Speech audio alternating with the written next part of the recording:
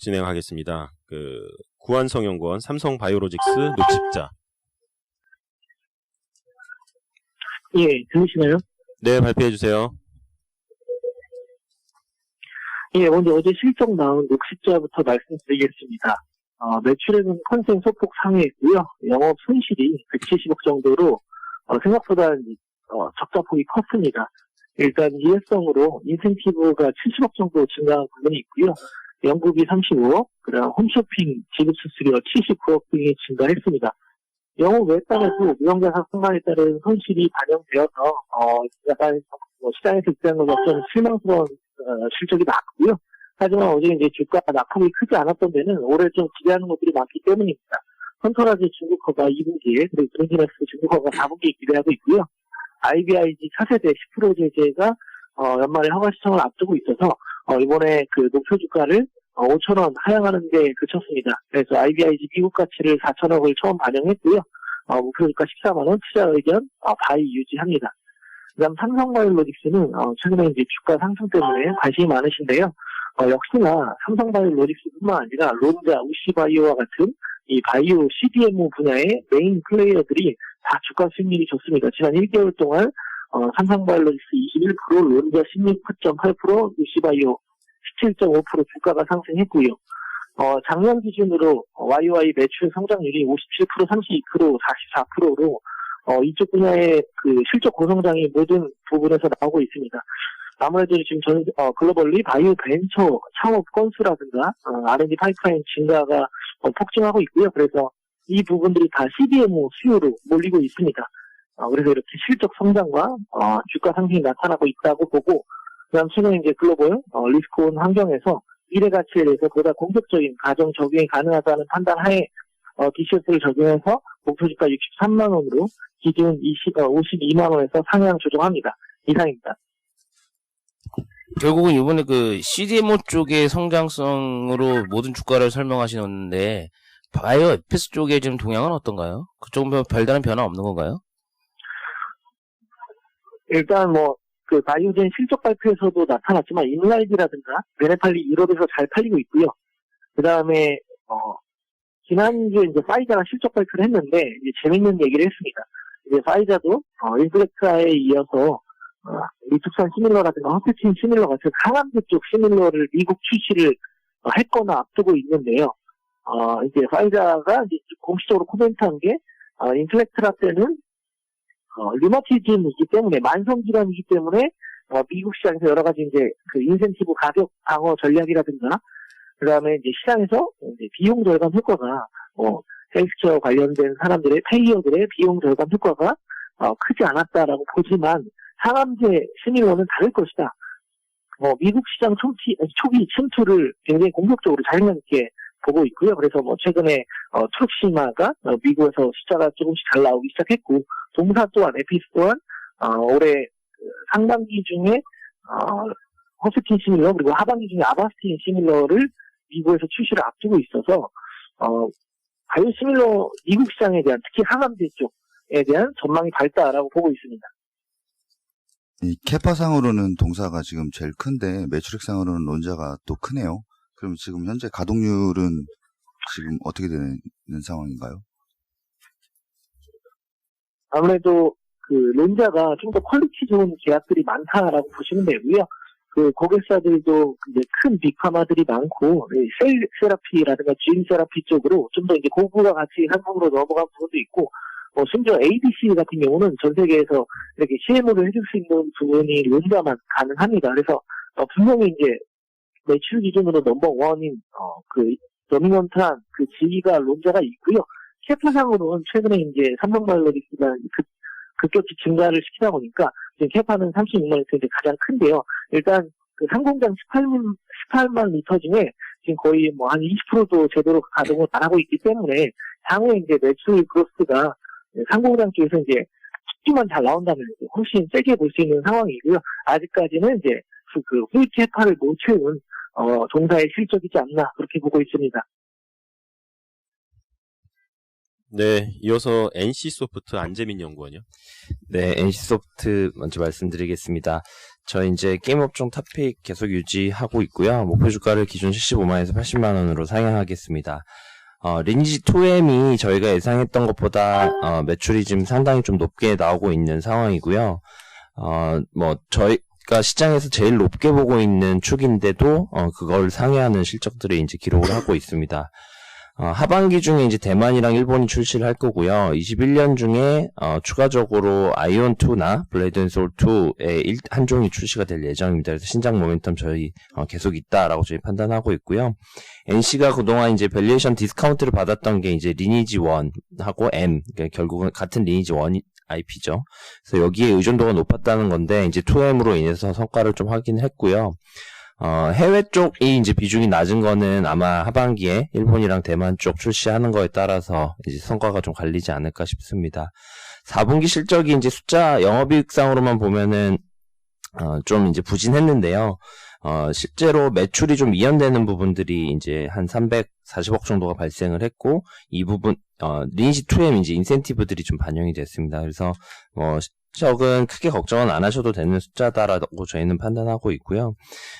조금 고무적인 부분들을 하나만 말씀을 드리면, 이 매출 이연은 사실은 모든 게임 업체들이 요즘에 이제 보수적으로 회계 처리를 하고 있습니다. 근데 펄어비스나 넷마블 같은 경우에 매출 이연 비중이 30%예요. 그러니까, NC는 20%인데요. 그만큼 소진율이 높다는 겁니다. 그러니까 아이템을 이번 분기에 다 소진하는 비중이 거의 80%다라고 보시면 되는데 그런 부분들은 오히려 긍정적인 그 숫자다라고 보시면 될 것 같습니다. 이어서 컴투스 말씀드리면요. 컴투스는 올해 이제 기대작이 3개가 있습니다. 히어로즈 워, 그다음에 서머너즈 워 100년 전쟁, 서머너즈 워 크로니클 요렇게 있는데요. 계속 말씀드렸지만 이 회사 거의 지금 2년째 이 게임 딜레이 됐다라는 이야기만 지금 계속 드리고 있는 상황이고, 역시나 저희가 프리뷰 쓸 때 예상했던 대로 이번 분기 실적 발표하면서 또 다시 딜레이를 시켰습니다. 딜레이 자체에 대해서는 정말 마음에 안 들긴 하지만, 이게 사실은 히어로즈 워가 2018년, 그다음에 그 100년 전쟁이 19년 초, 서머너즈 워 크로니클도 18년, 이 정도에 원래 나왔어야 되는 것들인데, 이제 20년에도 아직도 딜레이가 되고 있으니, 사실은 이 정도였으면은 더 이상 이제 딜레이 되기는 조금 힘들다라고 이제 판단하고 있고요. 하반기에는 일단 출시는 될 것으로 판단을 하고 있습니다. 밸류에이션이 이제 PR이 10배 초반이고, 이 회사가 캐시가 거의 7천억 있기 때문에, 바텀은 어느 정도 잡힐 거다라고 보고 있고요. 실적은 서머너즈 워 때문에 일단은, 무난히 나오고 있는 상황이어서 저희는 아직 투자액을 홀드 가져가고 있는 상황이긴 한데 신작 모멘텀은 조금씩 다가올 수 있다라고 판단하고 있고요. 그 타이밍은 조금 신작이 조금 임박할 때가 되지 않을까라고 판단하고 있습니다. 이상입니다. 그 NC 실적에 대해서 투자가들 피드백은 어땠어요? 그러니까 좀 이연된 건 알겠는데 그거에 대해서 크게 좀 걱정이나 이런 건 안 하셨나요? 네, 사실 이제 그저께 저녁에 그 변동 공시가 나왔고 실적에 대한 쇼크를 좀 확인을 하셨던 것 같은데, 어제 주가 보시면은 아침에는 오히려 플러스 났었고요. 크게 연연하진 않는 것 같습니다. 말씀드린 대로 지금 리니지 2M이 1매출 50억을 찍고 있는 상황이어서, 그리고 이제 어제 컨콜에서 1분기 이게 1월 달도 거의 4분기에 준하는 숫자를 기록하고 있다는 뉘앙스를 밝혔습니다. 거의 40억대는 하고 있는 것 같고요. 기존의 재추정치가 4분기가 43억, 1분기가 한 3, 4억 정도 됐거든요. 근데 지금 그것보다 올라간 수치고, 그 부분들 일단은 반영을 이번 이제 실적 목표주가 상향에 조정을 했습니다.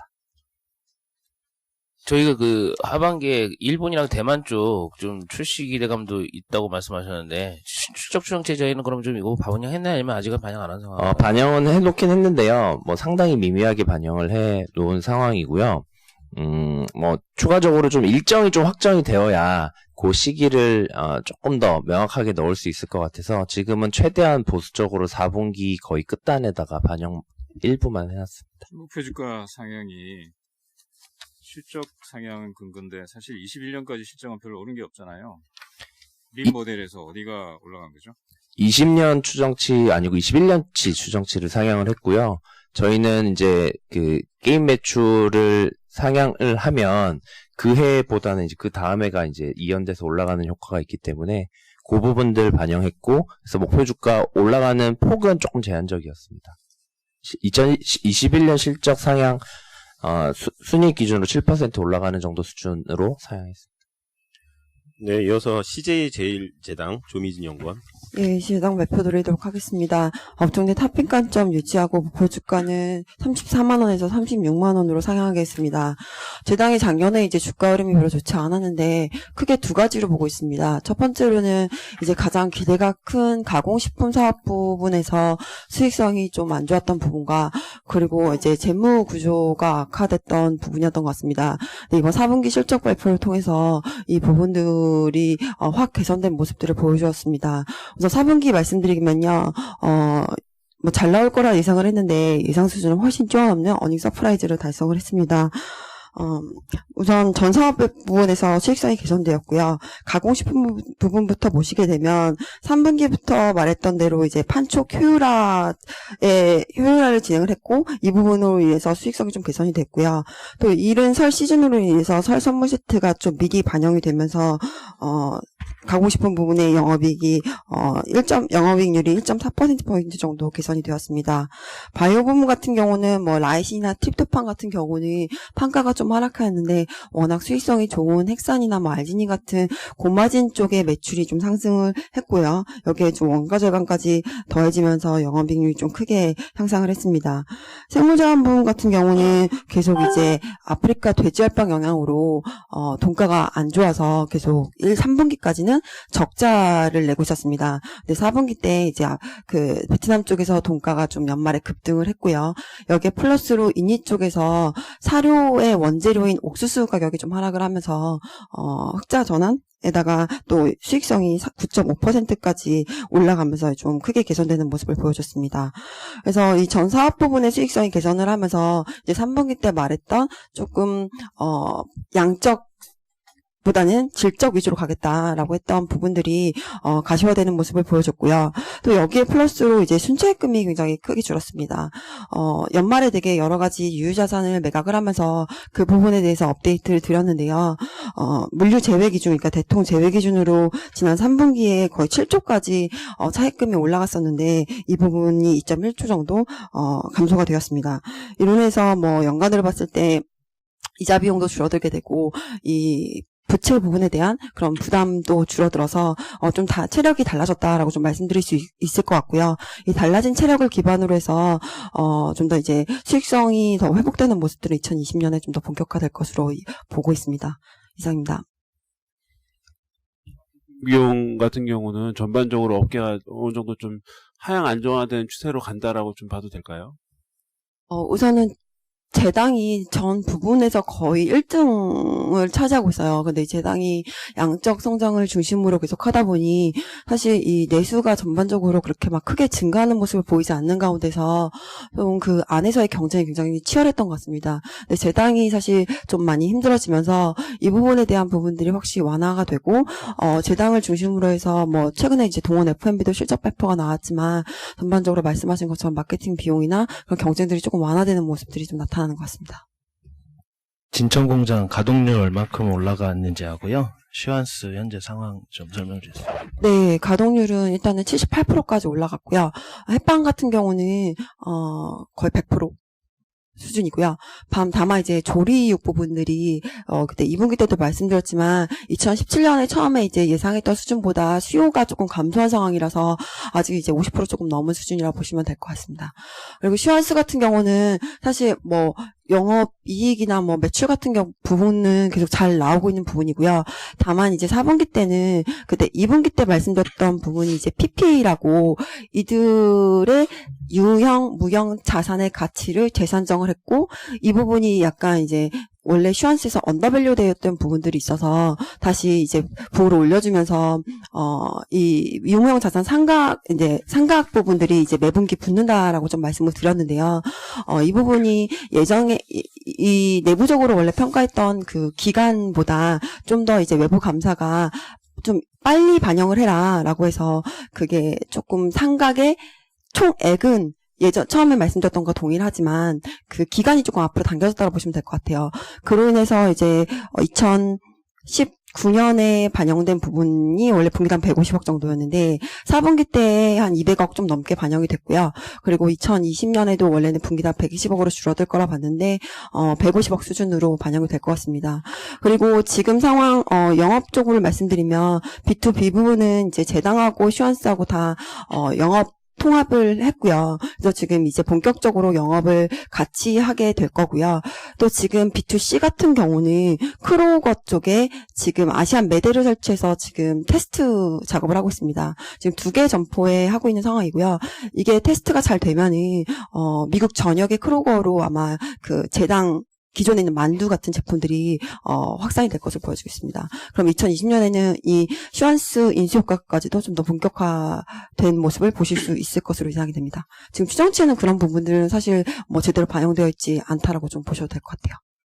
이게 우리가 바닥에서 연말에 콜을 잘한 것 같고 실적도 잘 나오고 있잖아요. 근데 주가는 별로 지금 못 오른 상황이잖아요. 어제 좀 오른 거 빼고 나면은 이제 코스피를 언더하고 있는데 소포 어떤 이유가 있나요? 그 연초에는 약간 그 이슈가 있었던 것 같습니다. 첫 번째로는 원당 가격이 최근에 조금 올랐어요. 근데 이제 워낙 재당이 원당 쪽, 그러니까 제일 재당이다 보니까 원당에 대한 이슈들이 좀 우려들이 좀 살짝 있었던 것 같고요. 그리고 3분기 실적은 잘 나왔는데 그 연속성에 대한 우려도 있었던 것 같습니다. 근데 3분기 실적뿐만 아니라 4분기 때 말씀드린 것처럼 예상치를 훨씬 뛰어넘는 수준을 보여주면서 사실 어제 얘기해 보니까 조금 부정적으로 보시거나 아니면 의심을 갖고 계셨던 투자자들도 지금 상황에서는 그러기는 좀 어렵다. 다시 봐야 될 것 같다라는 그런 의견이 대부분이었던 것 같습니다. 네, 이어서 두산솔루스 고정욱 연구원. 예, 목표 주가 31,000원으로 상향을 합니다. 예, 처음에 이제 재상장했을 때 24,000원도 굉장히 시장에서는 부담스러웠다라고 이제 느꼈지만 이미 목표 주가 저희 넘어섰고, 그다음에 31,000원, 그러니까 시총 1조 원 근접까지 저희는 지금 기업가치 보고 있는 상황이기 때문에 긍정적인 말씀 계속 드립니다. 우선 어제 4분기 실적이랑 19년 연간 실적 발표 이벤트가 있었고요. 19년 실적은 삼성 디스플레이, LG 디스플레이, 그다음에 이제 BOE, 이제 고객사인데 올레드 패널 출하학대로 올레드 소재 실적은 이제 성장을 했습니다. 그리고 이제 통신 네트워크 고객사가 있는데 5G 통신 장비 설치 증가로 인해서 이 업체 이제 동박 사업도 이제 좋았기 때문에 영업이익 성장률 자체는 19년도에 플러스 40% YOY 증가했습니다. 20년 실적도 성장을 할 것으로 저희 추정을 하고 있고요. 너무 비지빌리티가 높다라고 이제 보시면 됩니다. 우선 올레드 소재 사업은 주요 고객사가 이제 삼성 디스플레이, LG 디스플레이 같은 업체들이기 때문에 이들의 올레드 시장 점유율 자체는 90% 수준으로 높게 유지될 것으로 저희 이제 보고 있고요. 당연히 이제 솔루스 수혜는 지속될 것으로 보고 있습니다. 그 다음에 시장의 관심 대상이 이제 전지박 사업입니다. 올 하반기부터 이제 가세할 것으로 이제 보고 있는데, 전지박 공장 1만 톤이 올 8월부터 이제 본격적으로 이제 가동이 되면 저희가 지금 추정하고 있는 올 하반기에 애드되는 전지박 매출액은 250억 정도로 저희 추정을 하고 있습니다. 그래서 여기에는 이제 수율 38%, 그다음에 가동률 50%로 이제 가정을 했는데, 제 보수적 가정보다 수율이랑 가동률이 더 높다라고 하면 올해 실적 업사이드는 더 나올 것으로 보시는 게 제가 봤을 때는 맞을 것 같습니다. 그래서 저는 솔루스의 올레드 소재와 이제 전지박 사업 비중 확대가 크게 두 가지 측면에서 기업 가치에 영향을 줄 것으로 보고 있고요. 우선 첫 번째가 밸류에이션 확장 여력 확보라고 보고 있습니다. 올레드와 2차전지 이제 산업이 이제 공급과 수요가 동시에 확대되고 있는 성장 산업이기 때문에 솔루스가 이제 확보한 고객사들을 놓고 보시면 뭐 디스플레이 쪽에서는 삼성 디스플레이, LG 디스플레이가 있고요. 그 다음에 이제 배터리 쪽에서는 LG 화학이 있기 때문에 성장 매력을 이제 돋보일 것으로 저희 보고 있습니다. 두 번째가 높은 실적 성장성이고요. 당연히 성장 산업에 이제 노출도가 있는 사업 비즈니스 포트폴리오를 갖고 있기 때문에 매출 성장은 당연히 나오고 고정비 커버가 나오면 결국에 레버리지가 크게 확대되는 사업이라고 이제 볼 수가 있습니다. 표 4번 보시는 것처럼 저희 올레드 소재, 그 다음에 이제 동박, 전지박 사업의 영업가치 합을 9,615억 정도로 저희 추정을 합니다. 충분히 1조에 근접하는 기업가치 받을 수 있다라고 보고 있습니다. 이상입니다. 그 솔루스는 유럽에 있는 배터리 업체들이랑 관계가 제일 깊을 건데 지금 유럽에 있는 배터리 업체 전지박 총 수요가 어느 정도가 필요한 거랑 그다음에 향후에 솔루스가 어느 정도 캐파랑 어느 정도 점유율을 가져갈 수 있는지 좀 말씀 부탁드립니다. 그 유럽에서 지금 캐파 올리고 있는 업체들을 지금 종합해서 계산을 해보면 20년도가 그 한 69기가 정도로 구축이 되고요. 그 다음에 25년도까지 해가지고 이제 300기가 캐파가 이제 구축이 되는데 현재 이제 배터리 업체들이 수요를 감안해가지고 지금 사용하는 전지박 수요를 계산을 해보면 계산하기 쉽게 1기가당 이제 1000톤 정도라고 이제 계산을 하면 배터리 업체들이 동박 수요는 20년도가 6만 9천 톤 정도 될 거고요. 그리고 25년도가 이제 30만 톤이 이제 필요합니다. 근데 저희 보고서에도 이제 언급 드린 것처럼 솔루스가 20년도에 이제 1만 톤이 구축이 되고 그리고 25년도가 이제 5.5만 톤이기 때문에 뭐 솔루스의 유럽 내 점유율 자체는 20% 내외 수준으로 예, 보시면 될 것 같습니다. 근데 그거보다 이제 성장 속도는 조금 더 빠르지 않을까라고 이제 보고 있습니다. 여기 그 캐펙스 부담이 좀 있을 것 같은데 매년 10,000톤씩 증설하게 되면은 비용이 어느 정도 좀 추가될까요? 5.5만 톤 내에서 지금 대 활용 자체는 30%까지 예, 지금 전부 다 확보했다라고 얘기하고 있고요. 나머지는 아무래도 이제 저희 생각에는 이제 자본시장 활용이 좀 나오지 않을까라고 이제 보고 있습니다. 근데 그런 자본시장 활용과 관련돼서는 여러 가지 예, 옵션이 있겠죠. 뭐 그 중에 하나도 뭐 유상증자도 있을 것 같고요. 예, 근데 그 이유에 대해서는 아직 결정된 건 없습니다. 이게 기존에 연 10,000톤에서 20,000톤에서 100,000톤까지 뭐 헝가리 공장 뭐 생산 규모 늘린다는 얘기를 한 것 같은데요. 그게 가능한지 뭐 비슷한 얘기인데 가능한지 좀. 저희 표 1번 한번 보시면 4페이지에 하도 이제 여쭤보시는 분들이 많으셔가지고 저희 이제 황유시 의원님이랑 같이 해가지고 솔루스, 일진, 뭐 KCFT 25년도까지 해가지고 이제 캐파를 이제 정리를 했습니다. 10만 톤은 뭐 당연히 이제 계획에는 있을 수가 있지만 제가 봤을 때 현실적으로는 5.5만 톤이 가장 예, 현실적인 얘기지 않나라고 이제 보고 있습니다. 네, 이어서 투자 전략 경제 스파 코멘트 조현주 연구원. 네, 어제 뉴햄프셔주 프라이머리가 있었습니다. 아이오와주와 마찬가지로 대선 풍향계로 알려져 있는 선거인데요. 여기서는 이제 샌더스가 25.8%, 부티지지가 24.4%로 부티지지를 제치고 샌더스가 승리를 했습니다. 이번 프라이머리에서 저희가 가져갈 수 있는 시사점은 일단은 이 뉴햄프셔주 자체가 원래 샌더스 지역구인 버먼트주 바로 옆에 위치했습니다. 그래서 2016년 대선 때는 샌더스가 압도적으로 힐러리 클린턴보다 높게 승리를 했었는데요. 이번에는 사실 부티지지를 근소한 차이로 이겼다라는 점에서 오히려 부티지지의 대세론이 좀 확대된 부분도 있고요. 두 번째 같은 경우는 지금 레이트 보터스라고 해서 아직 후보자를 정하지 못한 유권자들 사이에서는 이런 극단적인 정책보다는 좀 중도파 성향에 대한 지지도가 좀 더 우월하다라고 해석이 많이 되고 있습니다. 일단 아이오와주랑 뉴햄프셔주 모두 소득 수준이 좀 낮은 백인 인구가 좀 많은 편이고요. 그렇다 보니까 2016년에도 샌더스가 돌풍이 있었지만 결국 3월 1일에 예정이 되어 있는 슈퍼 화요일이라고 해서 뭐 캘리포니아나 뉴욕 이런 소득 수준이 조금 높고 소수계의 민족들이 많은 지역에서는 참패를 했습니다. 그래서 좀 더 지켜봐야 된다라고 볼 수 있을 것 같고요. 오히려 이번 선거 결과로 샌더스가 당선이 됐다고 하더라도 아직까지는 뭐 샌더스에 대한 불확실성이나 리스크 요인은 좀 크지 않을 전망입니다. 이상입니다. 네, 질문 없으시면 해외 주식으로 가겠습니다. 미국 이동통신산업 소프트뱅크 그룹 박주선 연구원. 네, 미국 이동통신사업 먼저 대신 말씀드리고 소프트뱅크 그룹 이어서 말씀드리겠습니다. 아시다시피 미국 연방법원이 T-모바일과 스프린트에 대한 합병을 승인을 했고 그로 인해서 스프린트는 그저께 주가가 한 78% 정도 급등을 했습니다. 그동안 이 스프린트와 T-모바일의 합병을 반대했던 입장에서는 시장 경쟁 저하에 따른 소비자 피해를 얘기했지만 어제 이제 재판부에 따르면 이미 이동통신 사업은 AT&T와 버라이즌의 양강 체제가 구축되어 있고 이 양사의 합병으로 시장 경쟁이 저하될 가능성을 좀 낮게 판단하였고 특히 이제 DC 네트워크라는 제4의 이동통신 사업자가 신규 편입되면서 이런 것들도 이제 합병 승인의 뭔가 주요한 요인으로 좀 보고 있습니다.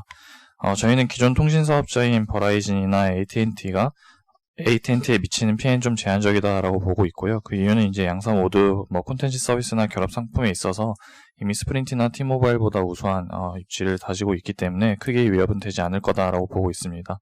오히려 이번 합병의 최대 수혜주는 이제 소프트뱅크 그룹이라고 보고 있습니다. 소프트뱅크 그룹은 스프린트의 최대 주주입니다. 지분율 78%이고요. 지분가치 상승 효과도 존재하지만 그동안 이 스프린트 합병 관련 불확실성이 계속해서 주가 하방 압력 요인으로 작용해왔기 때문에 리스크 요인이 해소됐다는 점에서 긍정적으로 보고 있습니다. 그래서 어제 이 이슈로 소프트뱅크 그룹이 시장에서 한 13% 정도 상승 급등을 했었습니다. 그래서 어제 장 마감 이후에 소프트뱅크 그룹이 실적 발표를 했는데 다소 시장 예상치를 하회하는 부진한 실적을 발표했습니다. 다만 그 소프트뱅크 그룹 같은 경우에는 비전 펀드가 영업이익에서 차지하는 비중이 한 절반 이상 되기 때문에 그 해당 분기의 투자 평가에 따라서 좀 오피 변동성이 상당히 큽니다. 그래서 누적적인 투자 성과도 함께 봐야 되는데 손정희 회장은 어제 이제 컨퍼런스 콜에서 그 일각에서 제기하고 있는 투자 성과 우려에 대해서 상당히 강하게 반론을 좀 제기한 상황이고요.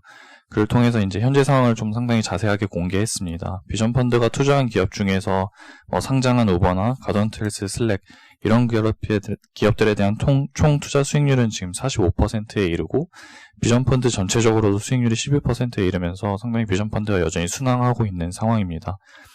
가장 우려하고 있는 위어크에 관련해서는 내년도 이제 에비타 흑자 전환이 예상이 되고 2022년에는 프리캐시 플로우도 흑자 전환이 예상이 되면서 크게 우려할 것은 없다라고 좀 주장했습니다.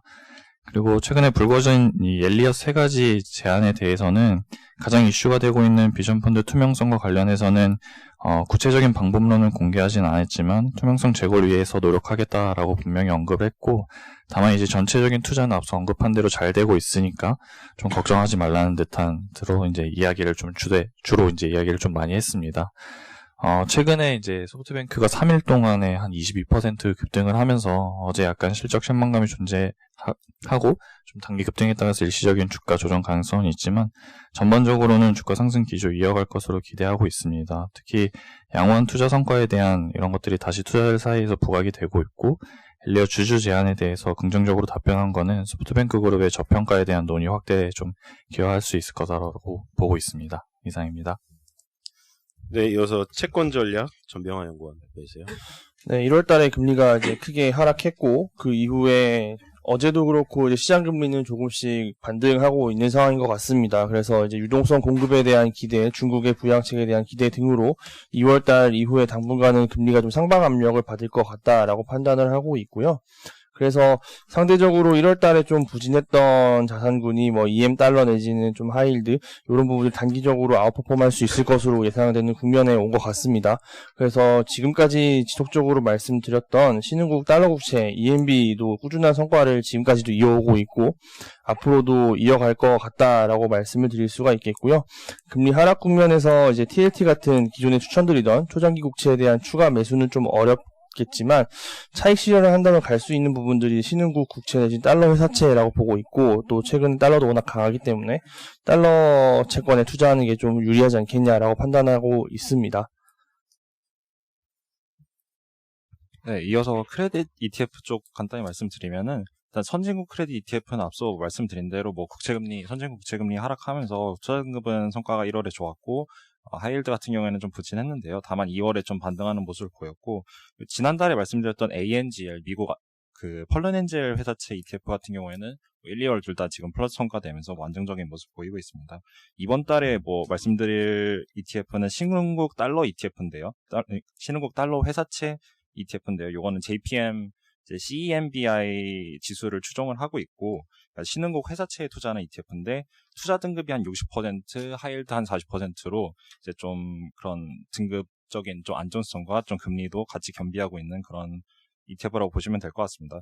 최근에 이제 작년에 이제 사실 신흥국 회사채도 성과가 좋긴 했는데 선진국이 훨씬 더 좋으면서 이제 좀 스프레드가 좀 상대적으로 덜 축소가 됐다. 이래서 저평가 매력이 좀 얘기가 많이 돼서 좀 관심이 많은 상황이고요. 그래서 이런 이제 저평가 매력 때문에 자금이 계속 될 거로 예상하고 있습니다. 이상입니다. 네, 이상 2월 13일 모닝 미팅을 마치겠습니다.